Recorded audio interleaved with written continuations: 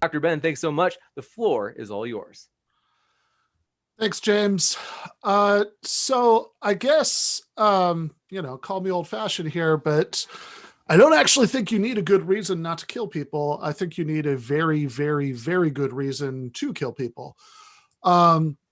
Now, such reasons exist. If you're in a back alley and someone is coming at you with a knife, and crucially, you cannot stop them without killing them, then you have a very, very, very good reason. If Nazis have invaded your country and you can only beat them back by taking their lives, then again, you have such a reason. But what we're being asked to contemplate tonight is the idea of that we sometimes have a very, very good reason. We've somehow cleared that immense threshold of justification for snuffing out the lives of well-secured prisoners. And I have a hard time imagining anything that would justify that. Now, this is complicated in a couple of ways. One of which is that I think there's a way that somebody could interpret the topic of the debate tonight, on which Jaume and Sunday actually agree with us, which is that if I'm hearing correctly, I think they agree that whether or not the death penalty can exist in principle, it at least should not exist in the contemporary United States, which is not a small concession. If we're all death penalty abolitionists in the actual case, then that really narrows the scope of the disagreement. And again, I'm not certain that that's their position. I think that is, from what I've heard. I think it's worth taking a moment to circle and underline the reasons why it would follow from, I think, the things that Dylan has said, the things I think Jaume and Sunday have agreed to, that the death penalty should be abolished in the contemporary United States. Because when we hear that there are severe racial imbalances in applying the death penalty, that there are numerous cases of human beings killed by the state who later turn out to be innocent, and so on, some death penalty apologists respond by saying that these are reasons to just, say, okay, look, these aren't reasons not to have the death penalty. These are reasons just to reform the criminal justice system as a whole. After all, the same factors can lead to unjust or excessive imprisonment, just like they can lead to the death penalty. So we wouldn't solve the problem by just abolishing the death penalty. And fair enough, we do very badly need to reform the criminal justice system as a whole in some very deep and radical ways.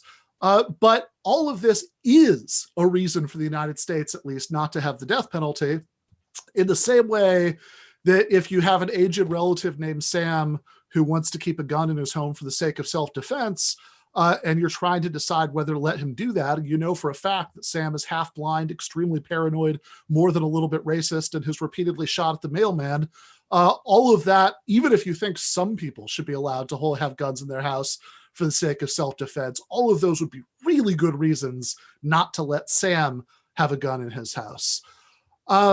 Now, I would argue that the issue about unjust conviction is not just a reason that the United States should not have the death penalty. It's a reason that no possible future country, no society should have the death penalty.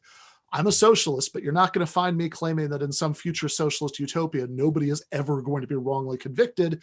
Human institutions are just too fallible for us to be able to be confident that this is ever going to be the case. And someone sentenced to life in prison who's exonerated decades later can at least get part of their life back, whereas without resurrection for the dead, there's simply no equivalent for capital punishment.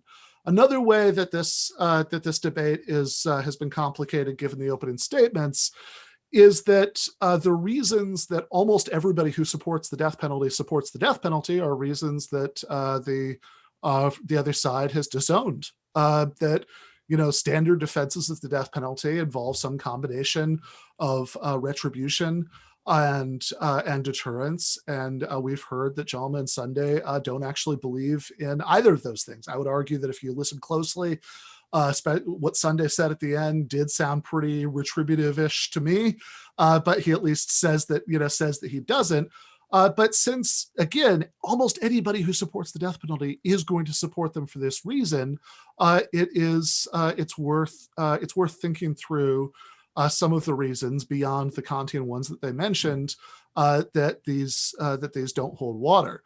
So As Dylan has mentioned, the statistical evidence for deterrence simply isn't there. States with the death penalty do not, in fact, have lower murder rates than states without the death penalty. Countries with the death penalty, like Canada, where our opponents both live, don't have higher murder rates than countries without the death penalty. It's just barely possible that there are confounding factors masking some real deterrence effects.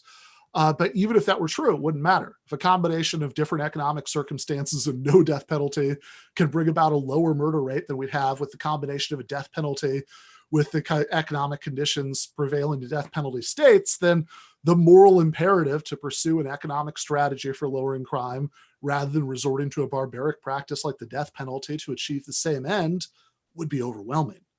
Some death penalty proponents, and again, I'm glad our opponents, haven't stooped to this, try to argue that we have good intuitive reasons to guess that the death penalty works as a deterrent, even if that doesn't show up in the statistics.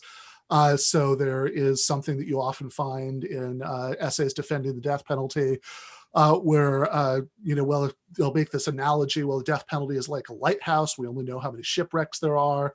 We don't know how many ships are saved by lighthouses. But of course, if we ripped down all the lighthouses on the West Coast and kept all the lighthouses on the East Coast, we would have excellent statistical data very quickly on how effective they were or they weren't. So as far as retributive desert goes, this is where my opponents seem to be the most ambiguous, at least to me. Maybe it'll be cleared up later. Because we still heard, we heard that the punishment should fit the crime, and so there still seems to be some idea that even if it's not exactly about retaliation, that people should be punished in kind, which they've disowned, that there should at least be some sort of proportionality principle, and this is part of why we should have the death penalty for the worst offenses. Now, I know I'm running up to time, so let me just quickly say that to see why there's no straight road from the worst crime should get the worst punishment to the death penalty should be among the array of available punishments, forgive me, this is too silly, but think about the classic film, The Princess Bride. At the end of the movie, Wesley challenges the prince to a duel, not to the death, but to the pain. He starts out describing what this means, and he says the first thing you lose will be your feet, then your hands at the wrist, followed by your tongue, and then your left eye. And the prince interrupts, and he says, and then my right eye, and then my ears. Should we gotta get on with it? Wrong, Wesley replies. Your ears you keep, so that every shriek of every child shall be yours to cherish. Every babe that weeps in fear at your approach, every woman that cries, dear God, what is that thing, will reverberate forever in your perfect ears. So, should the justice system include a to the pain punishment? Well, if you going on this principle that that the worst crime should get the worst punishment, that the punishment should fit the crime in that sense, you might think so, because after all, not all murders are even created equal. Some are much more savage and depraved than others. And so you might think that the lesser murders should get the death penalty and the worst murders should get this. And of course, what this silly example shows us is that what the principle that the worst crime should get the worst punishment doesn't really tell us a thing about what that worst punishment should be. Just like we'd all presumably agree that the to the pain punishment should not be on the books, I think we would argue on our side that the state should not have the power. No human institution should have the power to take the life of a well-secured prisoner. Nothing would justify that.